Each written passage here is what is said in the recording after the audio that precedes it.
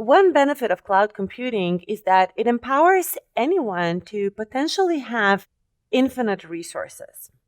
As long as you can pay, you can have the resources that are required to work on maybe hard problems that involve lots of data and that require lots of processing. Here are some illustrations that I found pretty informative to illustrate how much of data are we dealing with in terms of our everyday life in our world. So if we just think about 1 year, 2011, there were 1.8 zettabytes of data that were created in that 1 year. This amount of data is equivalent to everyone in the US tweeting 4,320 times a day, pretty much not doing much else.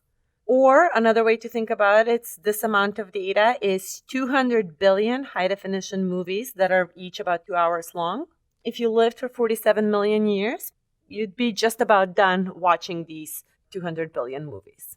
Or to store this much data, it would require so many of the Apple's 32 gigabit iPads that if you stack them up together, they would be 25 times higher than Mount Fuji. Pretty powerful, these illustrations. And this is all the data from 2011 only.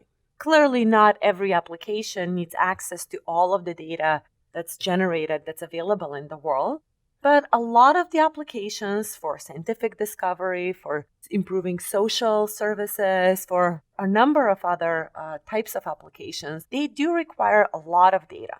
Looking at cloud computing as a big data engine, there are a number of layers that are necessary in order for the cloud to provide that kind of infrastructure and those kinds of services that are needed by these big data applications. Cloud platforms that offer as a platform as a service a stack for big data processing, at the minimum have to have some layer that enables the storage and access of data from across many, many nodes, and also the ability to describe applications in a certain parallel fashion, and ideally to do that easily so that the data can be processed across potentially many nodes. We talked earlier in this course that access to memory and access to local memory is faster than going to disk, and particularly if you have to go to disk that maybe is remote, that's attached to another node. So most of the cloud stacks also incorporate some data caching layer where the data can be brought in memory or maybe even across multiple memories in the distributed system, big data system.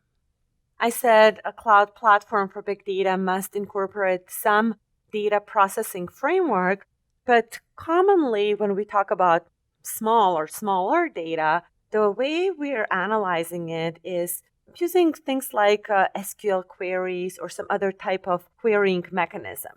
And so often big data stacks would incorporate some language front end that would make this data processing a little bit more easier.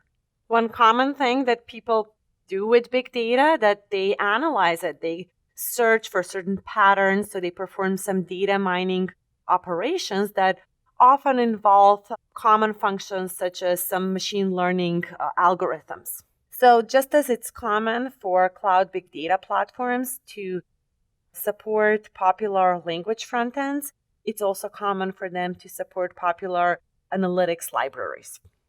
And also, a lot of the types of data that we're interested in isn't just created once and then that's it, that's a complete data set. Instead, there's continuously generated knowledge, and then potentially the answers from the analysis on that knowledge are derived continuously and updated over time.